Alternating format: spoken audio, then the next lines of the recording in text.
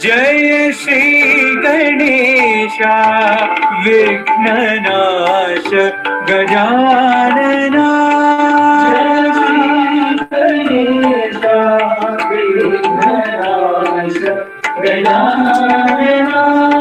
जय श्री गणेशा विघ्ननाश गजानना।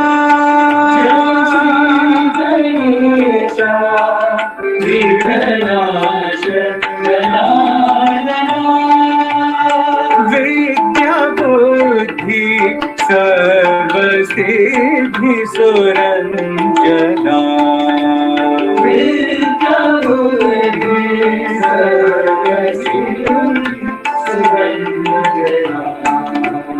विद्या बुद्धि सर्वसिद्धि सुरंजना। विद्या बुद्धि सर्वसिद्धि सुरंजना। जय श्री गणेशा विघ्ननाश गजानना।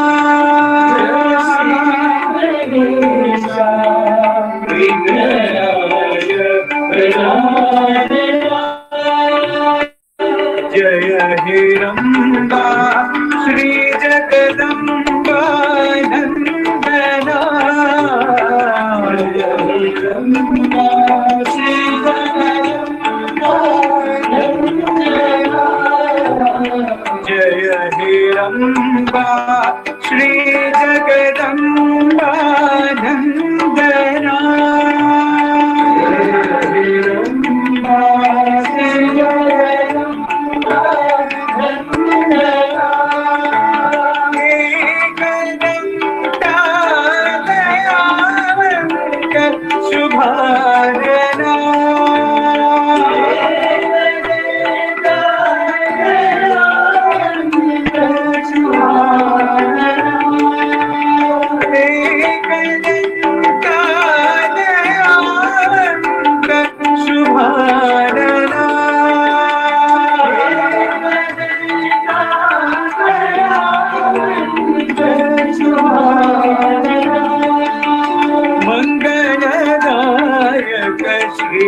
विनायक वंदना।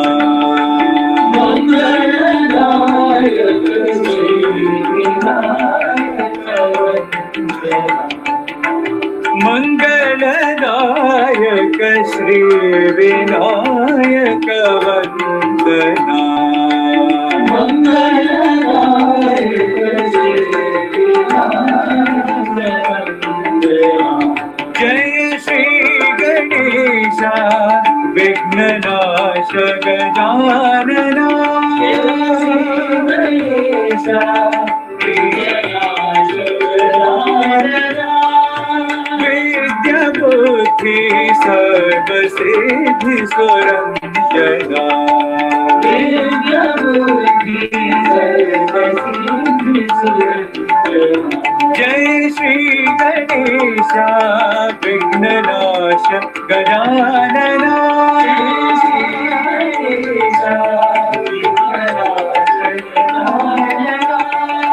जय हिरंबा श्री जगदंबा नंदना। श्री जगदंबा नंदना। एकदंता दयावंत शुभानना।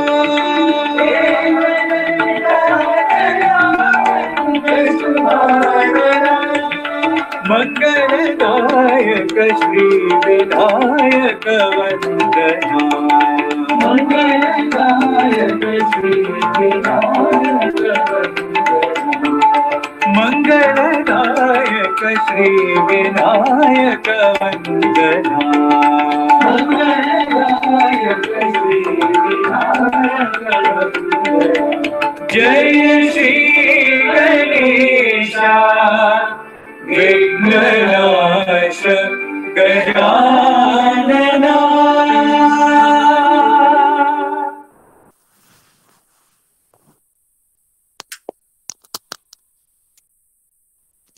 ओम श्री साईराम। भगवान बाबा के पावन चरणों में मेरा शतकोटि नमन और आप सभी को मेरी प्रेम भरी जय साईं राम। सत्यम शिवम सुंदरम भाग 5 में हम आगे पढ़ेंगे। वे श्रीनगर 4 बजे के बाद पहुंचे। प्रसाद विला, जो आर्मी कमांडर का घर था, भगवान की अगवानी करने के लिए तैयार था। ज्यों ही दल ने मकान के गेट के अंदर प्रवेश किया, वहां पंडाल में बैठे हुए भक्तगणों ने भजन गाना शुरू कर दिया। श्रीमती प्रेम मल्होत्रा ने भगवान का विला के अंदर आह्वान किया, जहां उनकी हार पहनाकर आरती उतारी गई। कुछ देर बाद बाबा बाहर आ गए और लॉन में खड़े हो गए। चारों ओर देखते हुए उस स्थान की सुंदरता का वर्णन करने लगे। वहां से पर्वत के ऊपर शंकराचार्य का मंदिर देखा जा सकता है, जो पास ही है। शंकराचार्य केरला प्रांत के महान अद्वैती विद्वान पुरुष थे, जिन्होंने अपनी उपस्थिति से उस स्थान को पवित्र कर दिया। यह कई शताब्दियों पहले की बात है। इसके बाद बाबा प्रतीक्षारत उत्साहित भीड़ के पास गए और उन्हें आशीर्वाद प्रदान किया। उस शाम को उस दल के कुछ बुजुर्ग लोगों ने बाबा से प्रार्थना की कि वे विख्यात शालीमार बाग, जो शहर में ही है, को देखने आए। बाबा ने उनकी प्रार्थना को अस्वीकार करते हुए कहा कि इसकी अच्छी तरह से देखभाल की जाती है। इस बगीचे में प्राकृतिक सोते और झील भी हैं। यदि मैं वहां जाऊं तो वहां लोगों की भीड़ पागलों की तरह दौड़ती चली आएगी, जिससे बगीचा खराब हो जाएगा। लेकिन बुजुर्गों और लड़कों ने लगातार जोर देना शुरू कर दिया। उन्होंने सोचा कि भगवान के आने की बात शहर में उतनी जल्दी फैली नहीं होगी। बाबा ने उनकी प्रार्थना स्वीकार कर ली। उन्होंने दूसरे दिन बड़े सवेरे ही वहां हो आने का निश्चय किया, जिससे कि भीड़ से बचा जा सके। दूसरे दिन सवेरे 7 बजे दल उस बगीचे के गेट के पास था। बगीचे में अधिक लोग नहीं थे। ज्यों ही बाबा ने गेट के अंदर प्रवेश किया, वहां का वॉचमैन गुलाब के एक झाड़ के पास दौड़ा। कांटों की परवाह किए बिना उसने फौरन कुछ गुलाब तोड़े और उनको लेकर भगवान के पास दौड़ता गया और उनके पैरों पर गिर पड़ा। उसके बाद पार्टी आगे बढ़ी। सामने की ओर से 2 आधुनिक दिखने वाले युवक आ रहे थे। बाबा को देखते ही वे दोनों दौड़कर उनके कदमों पर गिर पड़े। अचानक पीछे की ओर से जय जयकार की ऊंची ध्वनि सुनाई देने लगी। देखा तो बड़ी भीड़ मौजूद थी। बुजुर्गों और लड़कों ने देखा कि सैकड़ों लोग गेट से चढ़कर अंदर आ रहे थे। जरा सा भी आदर भाव रखे बिना उन सुंदर क्यारियों को रौंदते हुए, पौधों को कुचलते हुए, गुलाब के फूलों को तोड़ने के लिए आगे बढ़ रहे थे। अपने हाथों में गुलाब के फूल लिए बाबा के पास दौड़ते चले आ रहे थे। बाबा ने लड़कों की ओर देखकर कहा, क्या कल मैंने तुम लोगों से नहीं कहा था? पर तुम लोग सुनते ही नहीं। अब देखो, अगर बगीचा रौंदा जाएगा या खराब किया जाएगा तो लोग कहेंगे कि यह सब बाबा के कारण ही हुआ। उनको जल्दी जल्दी बगीचे को देखकर आने के लिए कह तत्क्षण वे प्रसाद विला को लौट आए। पूरा दल दुखित हो गया कि उन्होंने बाबा की बात न सुनकर क्यों गलती की। भगवान ने चुंबकीय आकर्षण शक्ति के बारे में भी अज्ञानतावश सोचा न था।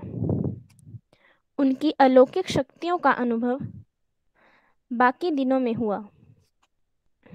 श्रीनगर में अत्यंत सक्रिय श्री सत्य साई सेवा समिति है, जिसमें महिला विभाग, सेवा दल और बाल विकास इकाइयां भी हैं। शहर के कई भागों में भजन का आयोजन हुआ और अस्पतालों, स्कूलों और जेलों में सेवा के कार्यक्रम भी किए गए। सभी धर्मों के सदस्यों ने समिति के क्रियाकलापों में भाग लिया, भाईचारे की भावना से प्रेरित होकर। सन 1980 के 4 जून की शाम को उन्हें प्रत्यक्ष परमात्मा होने का अनुभव प्राप्त हुआ। ज्यों ही भगवान के आने की बात शहर में फैल गई, लोगों की मात्रा क्षेत्रीय रूप से भी बढ़ती चली गई। इस विचार से कि भगवान के दर्शन मात्र मिल जाएं तो काफ़ी है, हिंदू, मुस्लिम और ईसाई भी चलते फिरते भगवान के मंदिर को देखने आ पहुंचे। उन लोगों में एक बड़ी संख्या में विदेशी भी थे। सड़कें जो प्यार करने वाले भगवान की ओर जाती थी, लोगों की भीड़ से पटी हुई थी। हर तरफ लोग एक से एक सटकर इसी कोशिश में खड़े थे कि लाल कपड़े पहने भगवान के दर्शन मात्र हो जाएं। भगवान ने उनको निराश नहीं किया। एक भाग्यशाली अध्यापक, जिसे उन मर्मस्पर्शी दृश्यों को देखने का मौका मिला था, ने कहा, वे लोगों के मध्य जा रहे थे, बीमार लोगों को ठीक कर रहे थे, दुखी लोगों को सांत्वना दे रहे थे, रोते हुए लोगों को चुप करा रहे थे। अपने दैवत्व की निशानी की छाप हर किसी के हृदय पर छोड़ते जा रहे थे। हम लोगों ने उमड़ती भीड़ को देखा था, पर इस प्रकार नहीं। लाल कपड़े पहने भगवान को देखना मात्र था कि लोग रो पड़ते थे। कई लोग जोर जोर से रोकर आशीर्वाद देने को कह रहे थे।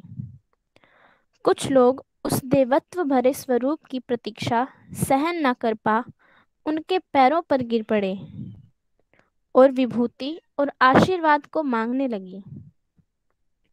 चारों ओर यह बात फैल गई कि भगवान आए हैं। सारे शहर में यह बात आग की तरह फैली कि भगवान स्वयं आए हैं। विजिटर्स की धारा अनंत थी। आर्मी ऑफिसर्स, जवान, व्यापारी, सरकारी अधिकारी, ग्रामीण लोग, सन्यासी, घुमंतु, साधु, बीमार और दुखी लोग जहाँ कहीं वे होते वहीं चले जाते थे। राज्य के शासक भी पीछे नहीं थे। 6 जून को मुख्यमंत्री शेख अब्दुल्ला बाबा को मिलने आए और विनम्रता पूर्वक पेशकश की। बाद में वे अपने पूरे परिवार के साथ और अपने कुछ मंत्रियों के साथ 2 दिनों तक लगातार आशीर्वाद पाने के लिए आए। महामहिम श्री A.K. झा, जो जम्मू कश्मीर के राज्यपाल थे, अपनी पत्नी के साथ 10 जून की शाम को बाबा से मिलने आए और अपना अभिवादन पेश किया। 4 से 14 जून तक बाबा ने जो समय कश्मीर में बिताया था, हर दिन महत्वपूर्ण था। उनकी उपस्थिति मात्र ने घाटी में शांति और आनंद का वातावरण उपस्थित कर दिया। उन भाग्यशाली लोगों के लिए जिन्होंने भगवान के साथ यात्रा की थी, वे दिन विशिष्ट और अनोखे थे। भगवान के आशीर्वाद और प्रेम को पाने के अलावा उन्हें इस मौके से अनेक महिमाओं एवं चमत्कारों, आश्चर्यों को देखने का सौभाग्य प्राप्त हुआ। उस दैवत्व का साक्षात्कार हुआ जो उनके प्यारे स्वामी के स्वरूप में था। आइए उनके आह्लाद और आनंद के प्रवाह का वर्णन वहां उपस्थित एक युवा अध्यापक के शब्दों में सुने। महा आश्चर्यजनक और प्रतापी घटना उस यात्रा में जो घटी थी, वे भगवान की महिमाएं एवं लीलाएं ही थी, जो उस छोटे से भूरे हाथ का खेल था। जिसने प्रकृति और पदार्थों पर अपना नियंत्रण कर रखा था। प्रेम और अनुकंपा के रूप जिसे उन्होंने सिद्ध किया, भक्तों और लोगों को दिया।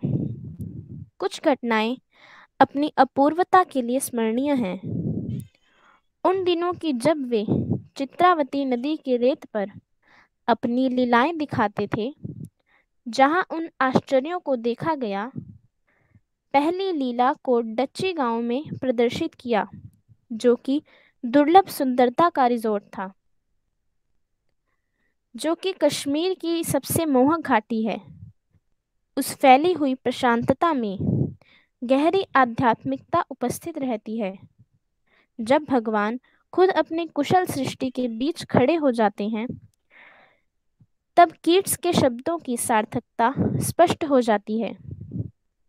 सत्य ही सुंदरता है, सुंदरता ही सत्य है। उस सब को तुम जानते हो और तुम्हें यही जानना भी चाहिए। कैसा अवर्णनीय आनंद है, कैसा अवर्णनीय आह्लाद है। प्रकृति ने भगवान की प्रशंसा में मंत्र पढ़े हैं। फूल उनकी निकटता के लिए कामना करने लगे और आत्मा उस आनंद में ऊंचाई को उठने लगी। भगवान ही सुंदरता है, सुंदरता ही भगवान है। सत्यम शिवम सुंदरम। सामने का भाग और पीछे का भाग, वस्तु और उसका बिंब एक खूबसूरत अस्तित्व में एकाकार हो गए। कण अपने अस्तित्व को खोने लगे। क्या कहीं पास में रेत है? भगवान ने पूछा। हाँ स्वामी जी, यहाँ से एक धारा बहती है। इसके तट पर कुछ रेत है। चलो चलें। हर कोई उत्सुक था। जब प्रकृति हरियाली से भरी हुई है, तो फिर रेत की खोज किस लिए? आहा, यह अच्छा है। स्वामी ने धारा के पास रेत के एक हिस्से को दिखाते हुए कहा। वे रेत पर बैठ गए। क्या हो रहा है? हर कोई सोचने लगा। सूर्य अब धूमिल हो गया और भगवान के चारों ओर घेरा बनाकर बैठे हम लोगों को झांकने लगा।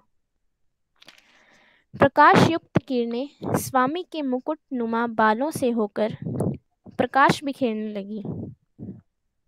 जब सभी वहां एकत्रित हो गए, तो भगवान रेत में से कुछ निकालने लगे।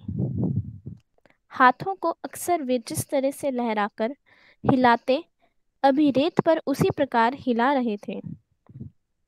जब हिलाने का काम आर्ट वर्क खत्म हुआ, उन्होंने अपने खाली हाथों से रेत को खोदा, थोड़ी देर के लिए हिलाया और एक सोने की तश्तरी निकाली।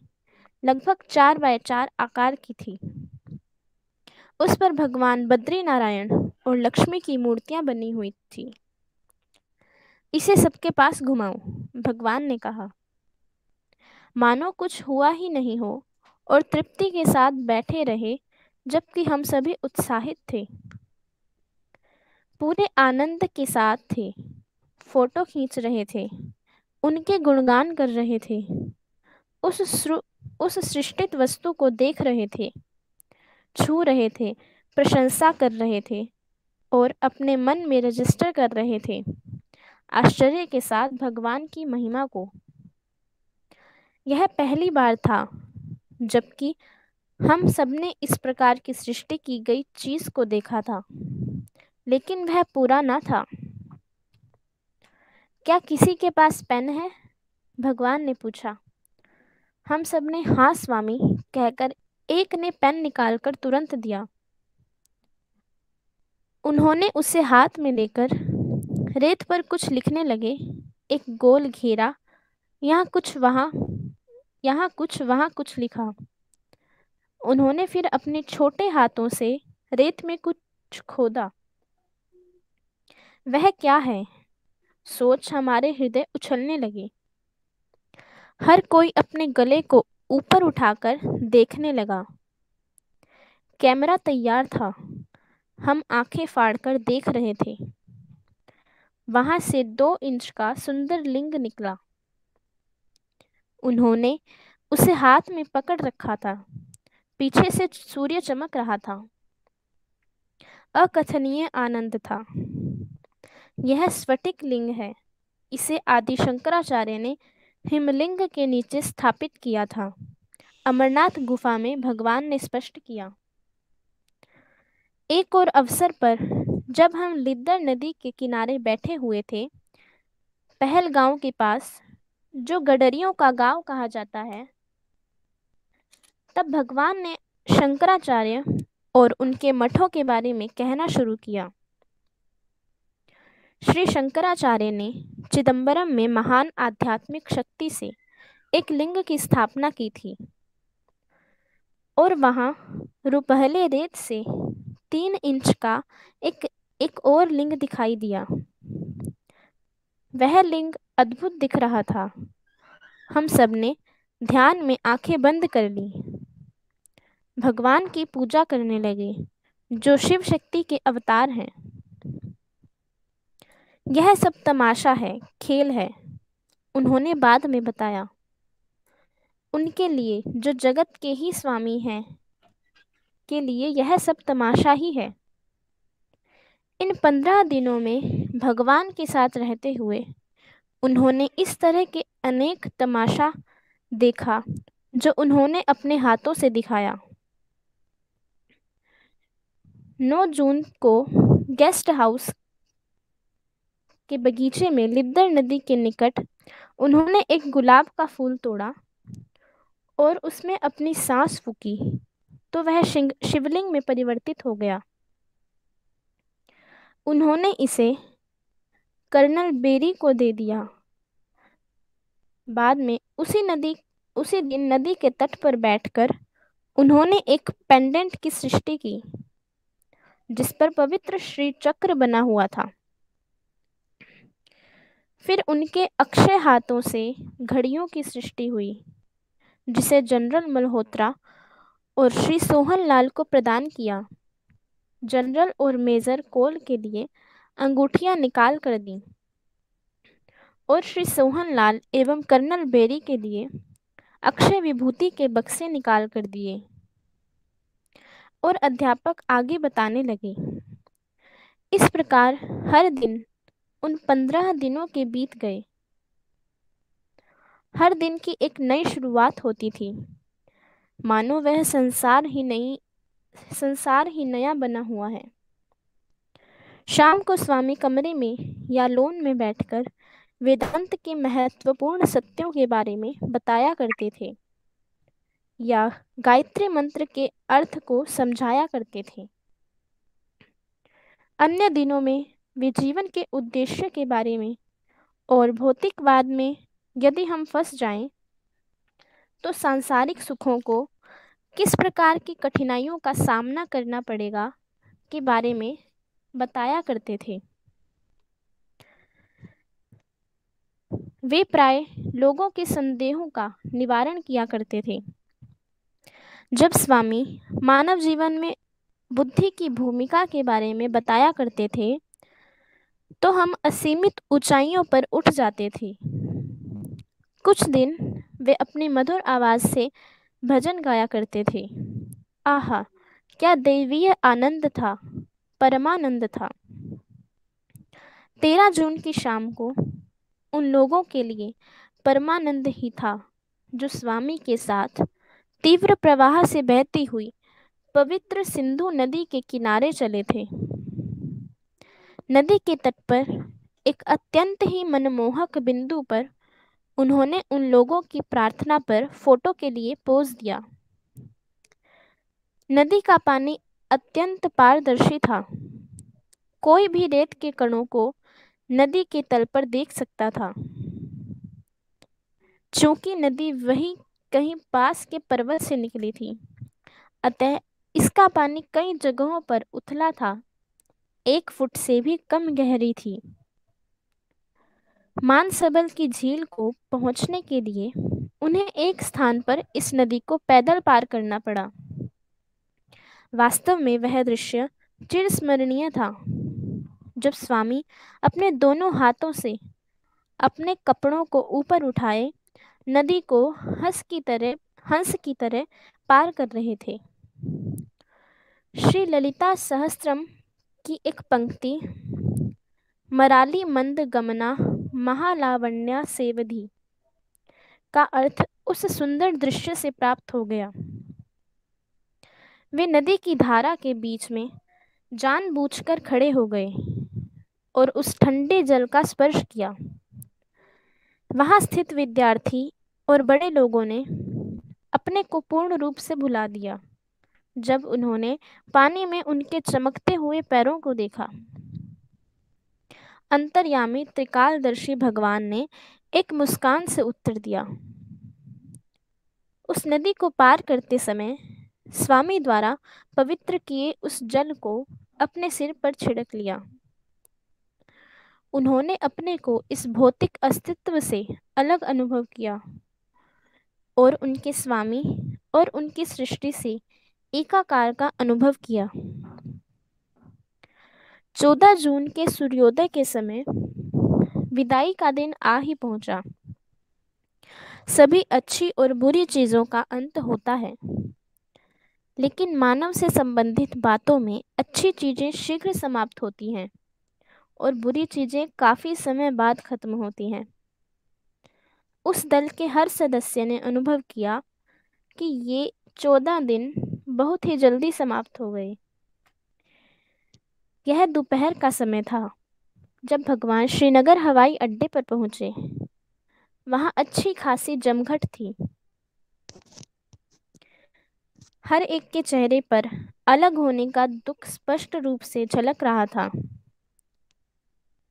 कई की आंखों में आंसू भरे थे और कुछ सुबक सुबक कर रो रहे थे। ज्यों ही भगवान हवाई जहाज पर चढ़े, लोग जोर जोर से रोने लगे। सभी धर्मों के आदमी और औरतें सुरक्षा गार्डों के आदेशों की अवहेलना कर उस दयालु मूर्ति के एक बार और दर्शन करने के लिए आगे बढ़ आए। भगवान को उन लोगों के मन की बात मालूम हुई और एक बार फिर उन्होंने हवाई जहाज का दरवाजा खोला। वे द्वार पर आकर खड़े हो गए और हाथ हिलाते हुए उस भीड़ को मौन संदेश प्रदान किया कि वे हमेशा उनके साथ हैं, चाहे वे जहां भी रहें। वे तब तब तक वहीं खड़े होकर अपने दर्शन देते रहे जब तक कि हवाई जहाज को चलने के लिए सिग्नल नहीं मिल गया। अंततः 4:30 को हवाई जहाज नई दिल्ली के लिए रवाना हो गया। अनगिनत लोग जो हवाई अड्डे पर स्वामी को विदा देने आए थे, हवाई जहाज के ओझल होने तक अपलक देखते ही रहे। भगवान 15 और 16 जून को दिल्ली में थे। उन्होंने अपने साथ आए लोगों को दिल्ली परिसर को देखने के लिए भेज दिया और स्वयं वहां इकट्ठी भीड़ को आनंद और प्रेम बांटने लगे। उन्होंने कुछ भाग्यशाली भक्तों के घरों को भी देखा। 16 जून के दिन वे 17 जून को अपने दल के साथ हवाई जहाज से बंबई को उड़े। उस दिन उन्होंने धर्म क्षेत्र में समिति के सदस्यों से और संयोजकों से तीसरे विश्व सम्मेलन के बारे में बातचीत की, जो 1980 नवंबर को होने वाला था। 18 जून की सुबह बाबा ने धर्म क्षेत्र के हॉल के लिए नींव रखी और वहां एकत्रित हजारों की संख्या में लोग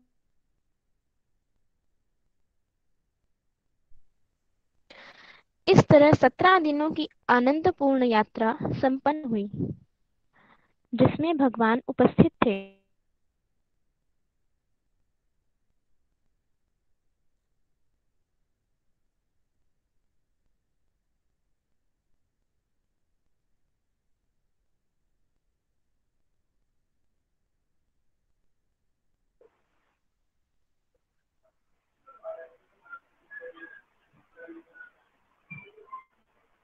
साई राम बेटा, आवाज नहीं आ रही। हो गई। हालांकि साई राम। उन्होंने अपनी पत्नी के साथ बाबा के दर्शन सन 1974 में ऊटी में पहली बार किए थे। साईराम, साईराम आंटी आवाज आ मुझे रही है? अब आई है, लेकिन बीच में इस पहरे को दोबारा से पढ़ो। ठीक है। लेफ्टिनेंट जनरल एसपी मल्होत्रा को थोड़ा सा भी। ठीक। लेफ्टिनेंट जनरल एसपी मल्होत्रा को थोड़ा सा भी इस बात का ज्ञान न था कि उन्हें बहुत बड़ा भाग्य प्राप्त होने वाला था जब उनकी आर्मी कमांडर के रूप में नॉर्थर्न कमांड में जनवरी 1980 में बदली हो गई। हालांकि उन्होंने अपनी पत्नी के साथ बाबा के दर्शन सन 1974 में ऊटी में पहली बार किए थे, जब वे विलिंगटन में डिफेंस सर्विस स्टाफ कॉलेज के कमांडेंट थे। उनके जीवन में चमत्कारी मोड़ तब आया जब वे सन 1976 में महाशिवरात्रि के दिन पुट्टापर्थी में प्रशांति निलयम गए थे। सन 1980 के अक्टूबर को जब जनरल मल्होत्रा ऑफिशियल ड्यूटी पर नागपुर जिले के कामपट्टी को गए थे, तब उनकी आंख में खाज हो गया। उन्होंने काम की अधिकता के कारण इसकी उपेक्षा की। यह बढ़ गया, जिसके फलस्वरूप सिर पर और मुंह पर फोड़े हो गए। उन्हें दिल्ली के आर्मी अस्पताल में भर्ती कर दिया गया। अच्छी चिकित्सा करने के बावजूद उनकी स्थिति बिगड़ती गई, यहाँ तक कि दृष्टि के समाप्त होने की भी आशंका होने लगी। डॉक्टरों ने आशा त्याग दी। अस्पताल की पलंग पर लेटे लेटे पूर्ण असहाय स्थिति से युक्त जनरल मल्होत्रा ने उन आनंदमय दिनों की याद की जिन्हें वे भगवान के साथ उधमपुर और श्रीनगर में गुजारे थे। जबकि भगवान के स्वरूप को देखते देखते आनंदित हो जाते थे, उनका दर्शन ही आंखों का भोज बन गया था। ज्यों ही उनकी आंखों से आंसू बहने लगे, उन्होंने बाबा से सहायता के लिए प्रार्थना की। श्रीमती प्रेम मल्होत्रा बाबा से सहायता की प्रार्थना करने के लिए पुट्टापर्थी गईं। वे मंदिर के बाहर टूटे हृदय से बैठी थीं। भगवान उनके पास आए और भरोसा दिया, तुम क्यों चिंतित हो? वे ठीक हो जाएंगे। इसके लिए कुछ समय लगेगा। इसके बाद जनरल के विषय में बात बनने लगी। उनके डॉक्टर कर्नल बोपा राय ने एक इंजेक्शन की बात कही, जो इस प्रकार की व्याधि से ग्रस्त कई रोगियों के लिए उपयोगी न रहा। वह इंजेक्शन जनरल मल्होत्रा के काम आया।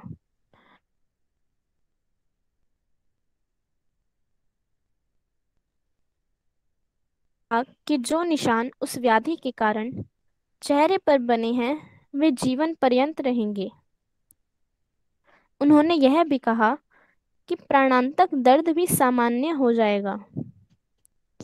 जब उन्हें अस्पताल से छुट्टी दे दी गई, तब उन्हें यात्रा ना करने की और धूल से बचाव करने की सलाह दी गई। जनरल मल्होत्रा ने डॉक्टरों की सलाह नहीं मानी और हवाई जहाज और सड़क से यात्रा कर बाबा के पास कुछ दिन रहने के लिए प्रशांति निलयम आ पहुंचे। ज्यों ही बाबा ने उन्हें बरामदे में देखा, त्यों ही उनके पास आए और कहा, मैंने तुम्हें आंखों का उपहार दिया है और दवाइयां ना लेने की सलाह प्रदान की है। बाबा ने जनरल मल्होत्रा को अपने साथ रोज खाने के लिए बुलाया। बाबा की दयालुता ने उन्हें आनंद से भर दिया और उनकी कृपा ने मल्होत्रा की व्याधि को पूरी तरह से ठीक कर दिया। हफ्ते भर तक खाने के समय भगवान की दयाद्र दृष्टि जनरल की आंखों से मिलती रही। जब भी वे भगवान की ओर देखते थे, हफ्ते की समाप्ति पर अत्यधिक पीड़ा धीरे धीरे कम होती हुई बिल्कुल समाप्त हो गई। उसी तरह पिगमेंट के निशान भी गायब हो गए। जब वे लौटकर श्रीनगर आए तो डॉक्टरों को बाबा की कृपा से मल्होत्रा के चमत्कारिक सुधार से आश्चर्य हुआ। सन 2004 में जनरल मल्होत्रा और श्रीमती प्रेम मल्होत्रा ने यह कहा, स्वामी से मिलने के बाद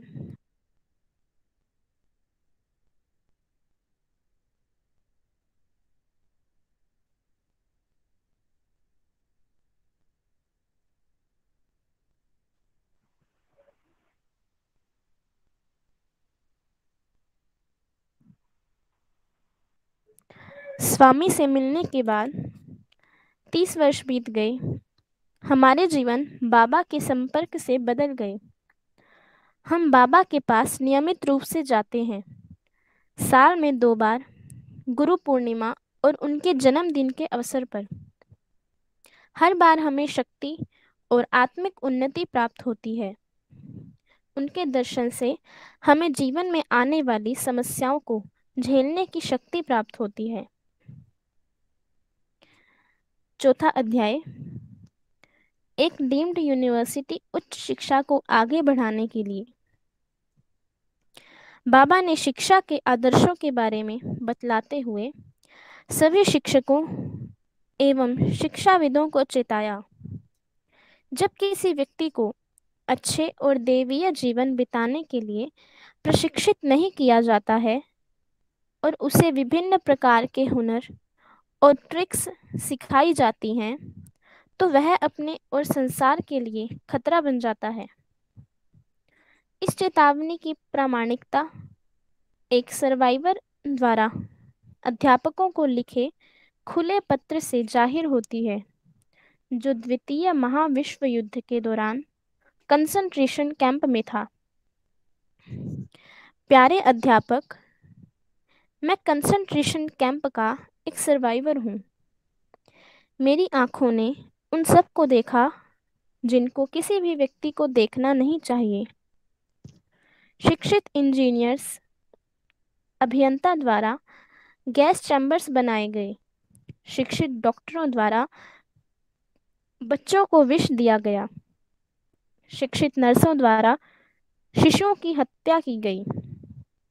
हाई स्कूल और कॉलेज के स्नातकों द्वारा औरतों और शिशुओं को जला डाला गया। अतः मैं शिक्षा के बारे में शंकालु हूँ। मैं आपसे प्रार्थना करता हूँ कि अपने विद्यार्थियों को मानव बनाने में सहायता कीजिए। आपके प्रयत्नों से कभी भी राक्षसों की उत्पत्ति नहीं होनी चाहिए। कुशल मानसिक हिंसक और शिक्षित पशुओं को तैयार नहीं करना चाहिए। पढ़ना लिखना और गणित करना केवल तभी लाभदायक होता है जब वे हमारे बच्चों को अच्छे इंसान और मानव बनाए। यह पत्र घायल कराहते हुए मनुष्यों का दुखपूर्ण चीत्कार है, जो मानव की अमानवीयता से आहत हुए हैं। इस पत्र को लिखने वाले ने सही तरह से इस समस्या का समाधान करने का दायित्व अध्यापकों पर रखा है।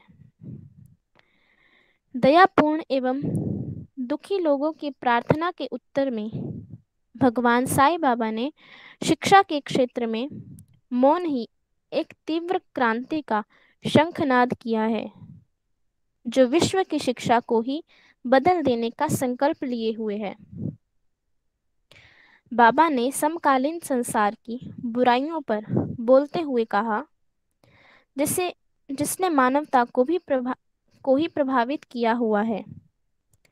समय की आवश्यकता एक नए सामाजिक आदेश की नहीं है, ना ही नए राजनीतिक और आर्थिक क्रांति की।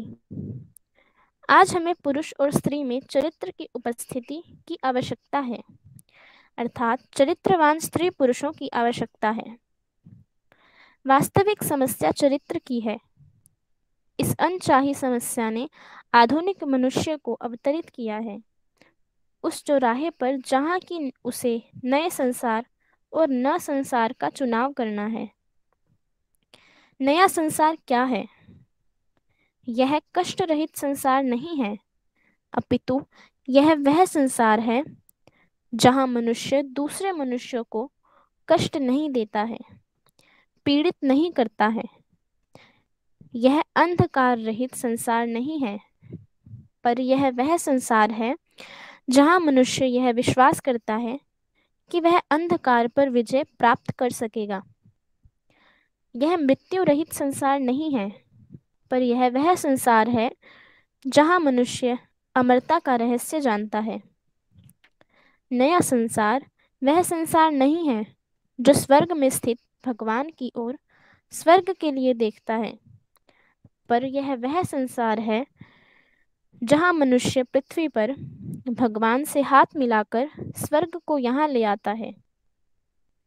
इस पृथ्वी के स्वर्ग में कोई भी भूखा, आश्रय रहित, अनाथ, बिना दवाइयों के दर्द भोगने वाला नहीं रहेगा। आवश्यकता पड़ने पर परवाह करने वालों की कमी नहीं रहेगी। इस नए संसार में जन्म लेने वाले किसी भी बच्चे को शिक्षा प्राप्त करने के अवसर से वंचित नहीं रखा जाएगा। संक्षेप में, नए संसार से तात्पर्य वह संसार जहाँ मनुष्य को उसकी आधारभूत आवश्यकताएं पूर्ण होंगी, जहाँ मनुष्य सामंजस्यपूर्ण जीने की कला को जानकर जीवन बिताएगा, जहाँ मानव अपने और साथियों और प्रकृति माता के साथ सामंजस्यपूर्ण जीवन बिताएगा। केवल नया मनुष्य ही नए संसार को रच पाएगा और केवल नई शिक्षा ही नए मनुष्य को बना पाएगी। डॉक्टर विनायक कृष्ण गोकाक के अनुसार, जो भारत के शिक्षाविदों और साहित्यविदों में श्रेष्ठ है और Shri Satya Sai institute of higher learning के प्रथम उपकुलपति थे, नया व्यक्ति वास्तव में नया व्यक्ति नहीं है, अपितु वे नूतन और पुरातन की मिलावट है। उसी प्रकार नई शिक्षा आधुनिक और प्राचीन शिक्षा का संयोग है। इस नई शिक्षा को भगवान साईं बाबा ने संसार को दे दिया है।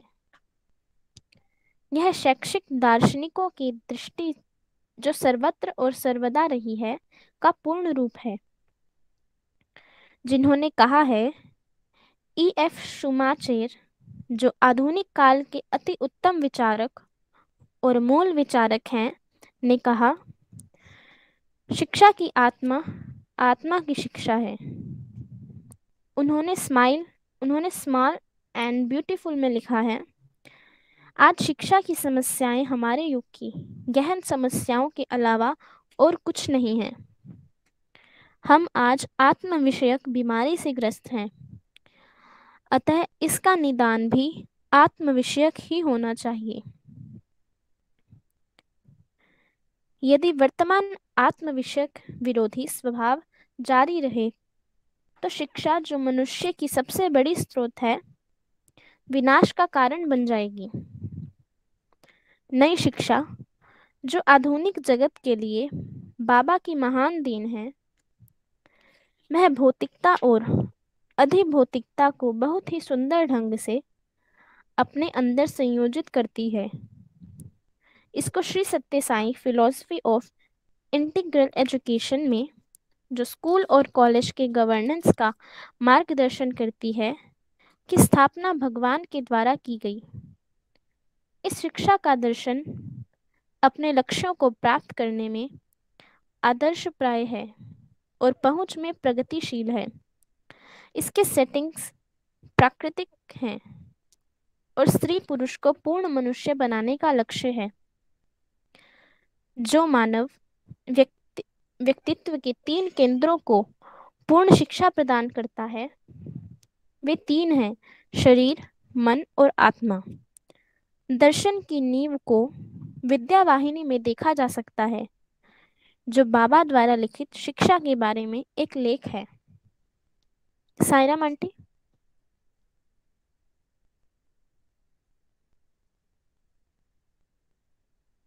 साई राम। बहुत सुंदर।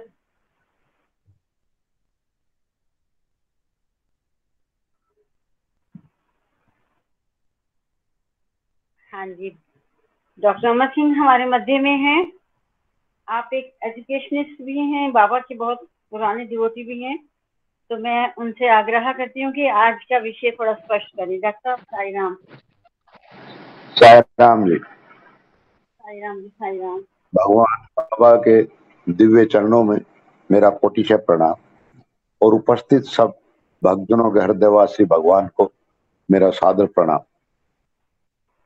आज का विषय भगवान की कश्मीर यात्रा के बारे में शुरू होता है कि यहाँ से भगवान बाबा दिल्ली से फ्लाइट लेकर के उधमपुर और श्रीनगर पहुंचे थे और वहां लोगों को, भक्तों को पता लगता गया और स्वामी के दर्शनों के लिए, उनके दिव्य दर्शनों के प्राप्त करने के लिए भीड़ें इकट्ठी होने लगी। वहां पर लेफ्टिनेंट जनरल मल्होत्रा जो थे वो वहां के कमांडेंट थे, तो उन्होंने उनका रिसेप्शन किया और उसके बाद उनको वहीं जो मैच थी मिलिट्री की उसके अंदर नाश्ता करवाया सभी भक्तों को जो बाबा के साथ और भी अन्य गए हुए थे।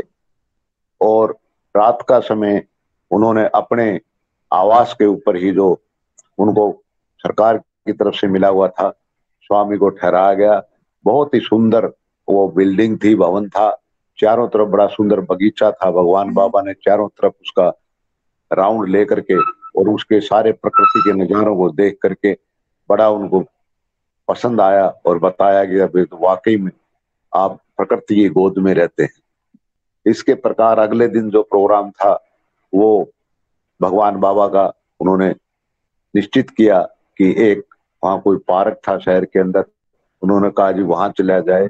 स्वामी ने मना किया था क्योंकि इतना सुंदर पार्क है, वहां लोग आएंगे तो वो सारा का सारा तबाह कर देंगे। लेकिन उन्होंने कहा जी कहाँ पता लगे, अभी तो लोगों को पता ही नहीं कि आप यहाँ आए हैं कि ना आए हैं।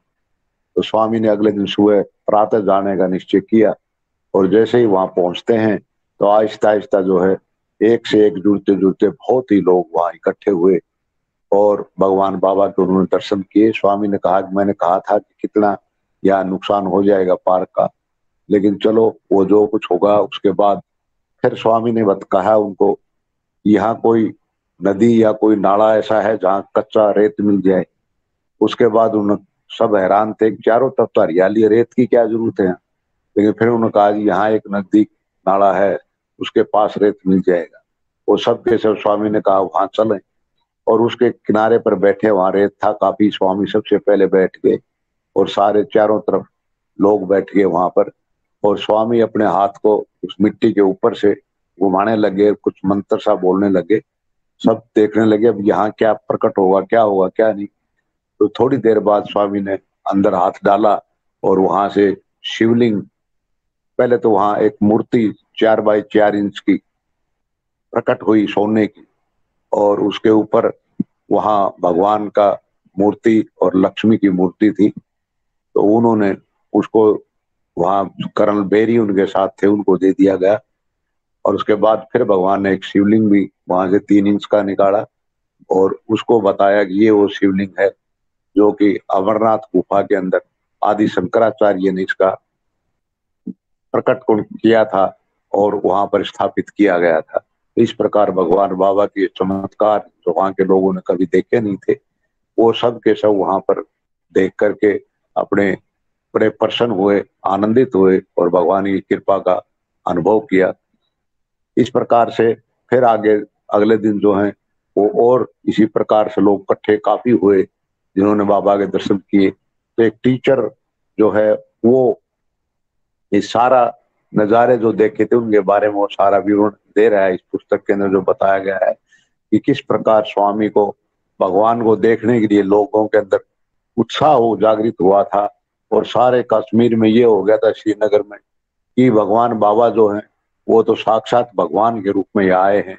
तो इतनी सब हिंदू मुस्लिम क्या, सारे मिलिट्री पर्सनल क्या, ब्यूरोक्रेट्स क्या, पॉलिटिकल लीडर्स क्या, यहाँ तक वहाँ के मुख्यमंत्री थे शेख अब्दुल्ला, वो भी अपने परिवार के साथ वहाँ आते रहे। वहाँ के जो गवर्नर थे वो भी भगवान बाबा के दर्शन रेगुलर करते रहे। तो इस प्रकार कितने ही लाखों भक्तों ने भगवान बाबा का आशीर्वाद प्राप्त किया, दर्शन किए, और इस प्रकार भगवान बाबा ने वहाँ सबको आनंदित किया, सबको आशीर्वाद दिया। और फिर वे 14 तारीख को वहां से फ्लाइट लेकर के और वापिस दिल्ली आए, और दिल्ली के बाद फिर वो बॉम्बे पहुंच गए। तो ये उनकी यात्रा का विवरण थोड़ा सा मैं आपको दे रहा था। और आगे फिर उसके बाद वो बॉम्बे पहुंचकर वहां पर जो बाबा का आश्रम है उसके अंदर एक भवन बना था पूरा, उसकी फाउंडेशन स्टोन रखा उन्होंने धर्म क्षेत्र के अंदर। और उसके बाद स्वामी पुट्टापर्थी आए हैं, और फिर आगे वहाँ जो अपनी यूनिवर्सिटी बाबा की बनी थी उसका भी उद्घाटन शुरुआत की थी। और वहां पर जनरल वी गोकाक जो थे वो उस टाइम वहां पर पहले वाइस चांसलर थे, और उन्होंने टीचर्स के बारे में बताया कि किस प्रकार के टीचर ने आज शिक्षा कैसी देनी है। और एक एग्जाम्पल वो बताया है कि एक सर्वाइवर सेकंड वर्ल्ड वार के जो हुआ था उसके अंदर बहुत ज्यादा कैदियों को कैद किया गया था जनरल हिटलर के द्वारा, उसकी फौज के द्वारा। और उन कैदियों को जो वहाँ डॉक्टर भी थे, साइंटिस्ट भी थे, स्टूडेंट्स भी थी, नर्सेज थी, कहता है उनको इस प्रकार फोर्स किया गया था कि वहाँ गैस चैम्बर में हजारों हजारों लोगों को मारा गया, बच्चों को इंजेक्शन दिए गए इस प्रकार के उनको।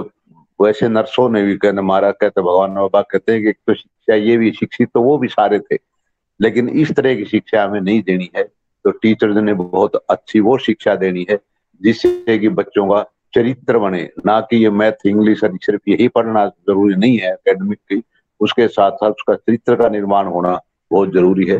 तो ये आप बेहतर होगा कि आप पढ़ के आप बताएं, क्योंकि इसमें काफी अच्छी बातें भगवान बाबा ने कही है, वी के गोकाक ने भी कही है शिक्षा के बारे में, टीचर्स के बारे में, स्टूडेंट्स के बारे में। तो वो आप ज्यादा बताएं तो बेहतर होगा। साई राम जी, साई राम जी। साई राम ने आपने संक्षेप में बहुत अच्छा बता दिया। और हम अपने शब्दों में कुछ कहें तो वो बात ही नहीं बन पाती। जो भगवान की जो वाणी पढ़ते हैं तो उसका प्रभाव ही कुछ ऐसा बनता है। अब जैसे आपने शिक्षा का उद्देश्य बहुत ऊंचा उद्देश्य, जिसमें एक अच्छा इंसान बनाने तक का लक्ष्य है, बस केवल मात्र एक नोबल, बहुत एक रिफाइंड पर्सन जो उभर के आएगा वो शिक्षा के माध्यम से आता है, और यही शिक्षा का एकमात्र उद्देश्य है। लेकिन प्रश्न चिन्ह है इस बारे में, जिस इंसिडेंट का आपने अभी उल्लेख किया, वो जो दूसरे महायुद्ध की बात थी, कितने कैदियों को सोच के पढ़ के भी बड़ा खराब लग रहा है, लेकिन सोच के देखें तो कितनी निर्ममता और कितना क्या कहना चाहिए, केवल पशुतावाद जो दिखाई दिया पढ़े लिखे लोगों में। तो उसने क्या लिखा कि मैं कंसंट्रेशन कैंप का एक सर्वाइवर हूँ, मेरी आंखों ने उन सबको देखा जिनको किसी भी व्यक्ति को देखना नहीं चाहिए, फिर भी देखना पड़ा।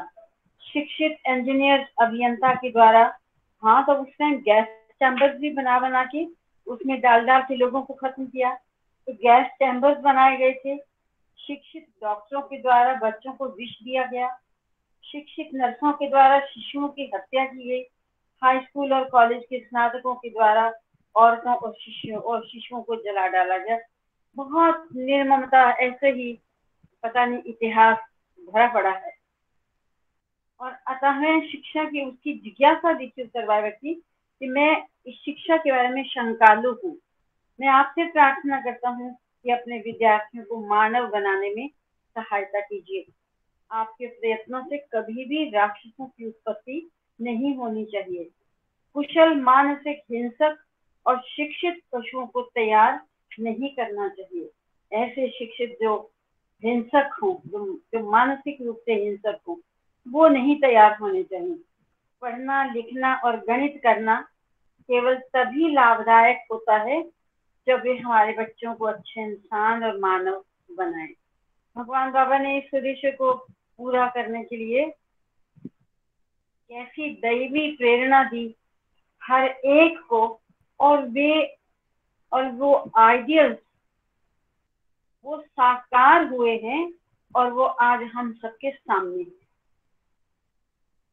ये पत्र घायल कराते हुए मनुष्यों का दुखपूर्ण चीत्कार है जो मानव की अमानवीयता से आहत हुए हैं। इस पत्र को लिखने वाले ने सही तरह से इस समस्या का समाधान करने का दायित्व अध्यापकों पर रखा है। दयापूर्ण एवं दुखी लोगों की प्रार्थना के उत्तर के रूप में भगवान साईं बाबा ने शिक्षा के क्षेत्र में मौन ही एक तीव्र क्रांति का शंखनाद किया है, जो विश्व की शिक्षा को ही बदल देने का संकल्प लिए हुए है। बाबा ने समकालीन संसार की बुराइयों पर बोलते हुए कहा है कि जिसने मानवता को ही प्रभावित किया हुआ है। समय की आवश्यकता एक नए सामाजिक आदेश की नहीं है, ना ही नए राजनीतिक और आर्थिक क्रांति की। कुछ नयापन लाने की जरूरत नहीं है। आज हमें पुरुष और स्त्री में चरित्र की उपस्थिति की आवश्यकता है, अर्थात चरित्रवान स्त्री पुरुषों की आवश्यकता है। वास्तविक समस्या चरित्र की है और इस अनचाही समस्या ने आधुनिक मनुष्य को अवतरित किया है और उस चौराहे पर जहाँ की उसे नए संसार और ना संसार का चुनाव करना है। नया संसार कैसा, और जो संसार नहीं चाहिए, जो नहीं अपेक्षित है, वो और ना संसार जिसके लिए कहा, वो कैसा है। भगवान बाबा ने शिक्षा की जिस प्रणाली को जन्म दिया है वो आज भी अनोखी प्रणाली बन गई, जबकि हमारे ही देश में वो प्रणाली चल रही है। लेकिन हमारे स्कूल कॉलेज यूनिवर्सिटीज मेरे ख्याल से तो वैसे की वैसे ही चल रहे हैं जैसे थे, जबकि भगवान ने सभी यूनिवर्सिटीज के वाइस चांसलर्स को सबको बुलाया और सबको अपने दिव्य वचनों से अभिभूत भी किया, समझाया भी। लेकिन इस युग की त्रासदी है कि फिर भी बदलाव हुआ होगा, लेकिन जितना होना चाहिए उतना नहीं हुआ। और इसीलिए शायद भगवान अंतर्यामी थे। उन अंतर्यामी थे क्या है, और उन्होंने जिस शिक्षा प्रणाली को बड़े सरल ढंग से इस समाज को बदलने के लिए उन्होंने जो प्रयास किया है वो है श्री सत्य साई बाल विकास, जो मुझे समझ में आता है। उन्होंने रूट को पकड़ा है, जड़ को पकड़ा है, क्योंकि अगर बच्चे जिस समाज के सुशिक्षित संस्कारित हो जाएंगे वो समाज आगे जाकर अपने आप संस्कारित होगा, सुशिक्षित होगा, इसमें कोई दो राय नहीं। और आज पूरे विश्व में लाखों बच्चे इस अभियान के तहत सुशिक्षित हो रहे हैं, संस्कारित हो रहे हैं। भगवान ने जड़ को पकड़ा है और इसीलिए इस जड़ में निर्मल स्वच्छ विचारों के जल को सींचना हम सबके लिए हमारा दायित्व है और हमारा फर्ज भी बनता है। मैं थोड़ा सा पढ़ देती हूँ, अभी 1 ही मिनट है, कि वो नया संसार क्या है और जिस संसार को हमें नहीं चाहिए जो संसार, वो क्या है। नया संसार क्या है? ये कष्ट रहित संसार नहीं है, अपितु ये वह संसार है जहाँ मनुष्य दूसरे मनुष्य को कष्ट नहीं देता। काश कि हर एक मनुष्य के अंदर ऐसे ही दिव्यत्व जागृत हो जाए और कोई किसी को कष्ट ना दे, पीड़ित नहीं करता है।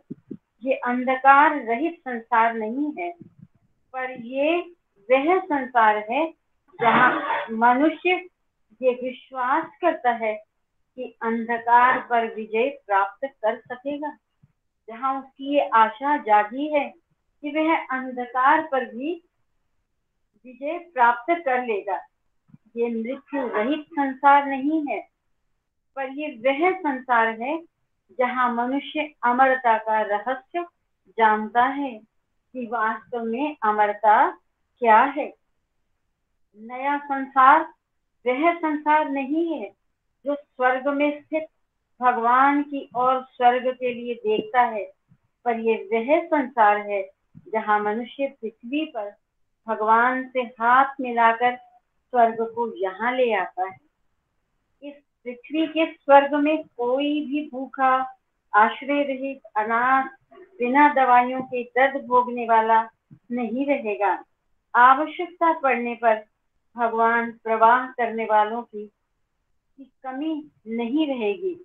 इस नए संसार में जन्म लेने वाले किसी भी बच्चे को शिक्षा प्राप्त करने के अवसर से वंचित नहीं रखा जाएगा।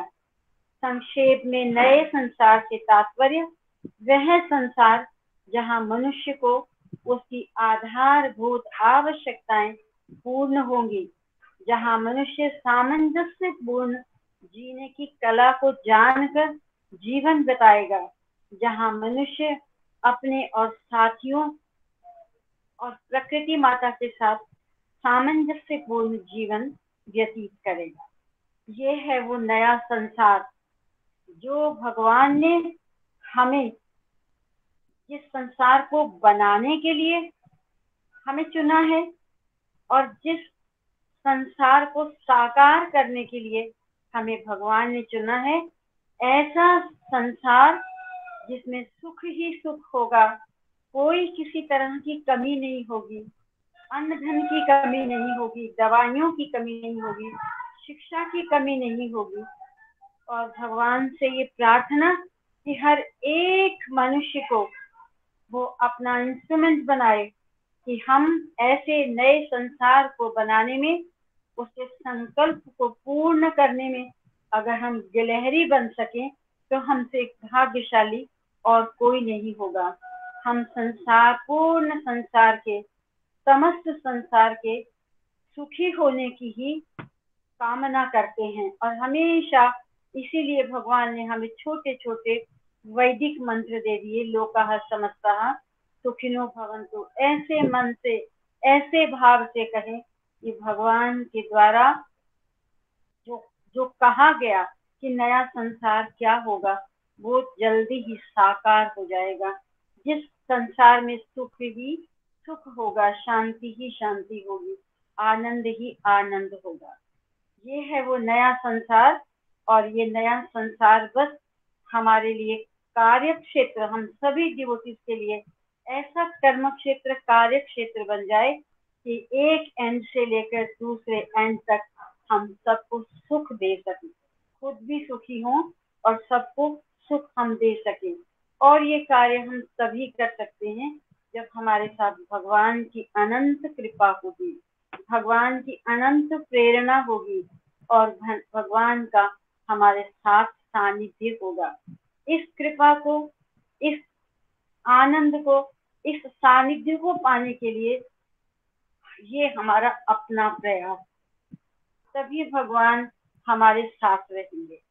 और डॉक्टर साहब आपको तो पता होगा कि ये जब हमारी यूनिवर्सिटीज को इंस्पेक्शन करने के लिए टीम्स आती रही तो वही टीम नैक टीम जिसको हम बोलते हैं, तो वही जो नैक टीम जब अनंतपुर कॉलेज में आई और डीम्ड यूनिवर्सिटी, तब कुछ देर तक तो डीम्ड ही रही यूनिवर्सिटी, अपनी यूनिवर्सिटी तक आई तो वो यहाँ की कार्य प्रणाली से, बच्चों के व्यवहार से, बच्चों की सहनशीलता इत्यादि गुणों से वो इतने प्रभावी हुए जो जहाँ तक मेरी नॉलेज है उन्होंने अनंतपुर कॉलेज को वैल्यू एजुकेशन के लिए पूरे हिंदुस्तान के लिए, पूरे इंडिया के लिए सेंटर बना दिया। अब ये वो सेंटर है, ये वो शिक्षा का मंदिर है कि जहाँ से सबको, सभी टीचर्स को, सभी मनुष्यों को गुणों को सीखना है, धारण करना है और नए संसार की परिकल्पना को साकार करना है। ओम साई राम।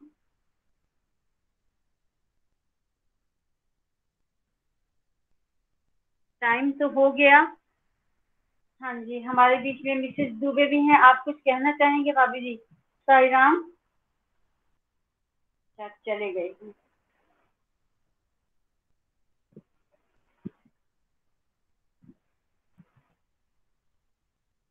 आप में से कोई कुछ कहना चाहे तो आप जल्दी से 2 शब्दों में जरूर कहिए, क्योंकि शिक्षा के साथ आज संबंध है हमारे। बहुत से लोग ऐसे हैं। साई राम जी। हाँ जी, साई राम जी, साई राम।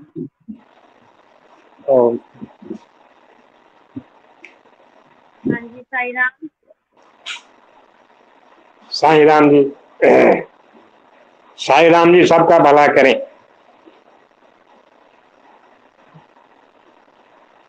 समस्त लोकाः सुखिनो भवन्तु। समस्त लोकाः सुखिनो भवन्तु। समस्त लोकाः सुखिनो भवन्तु। ओम शांति शांति शांति।